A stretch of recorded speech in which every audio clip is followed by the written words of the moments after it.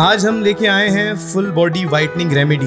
Usually लोगों का focus face या हैंड्स की फेयरनेस पर होता है, लेकिन इस रेमेडी से आपकी फुल बॉडी इंटरनली रिवाइटलाइज होगी और पूरी बॉडी फेयर होगी विद अ ब्राइटर टोन। क्या है ये रेमेडी और हाउ डज इट वर्क्स, मैं सब आपको समझाता हूँ। बेसिकली ये है एक ड्रिंक जो आपकी स्किन को इंटरनली रिपेयर करेगा और स्किन की लेयर्स में मौजूद कलर पिगमेंट की फंक्शनिंग को इफेक्टिव बनाएगा। इस वाइटनिंग ड्रिंक को तैयार करने के लिए आपको दरकार है टोटल 5 आइटम्स। सबसे पहले आपने लेनी है 1 चम्मच चाय की पत्ती, आधा पाव गुलाब की सूखी हुई पत्तियां, 1 टेबल स्पून सौंफ, 4 कप पानी और सफरे जल के पत्ते 6 अदद। सफरे जल आपको किसी भी पंसारी की दुकान से बाआसानी मिल जाएगा। एक बर्तन में इन तमाम को डालकर चूल्हे पर पकने के लिए रख दें। जब पानी 3 कप रह जाए तो इसे उतार कर छान लें।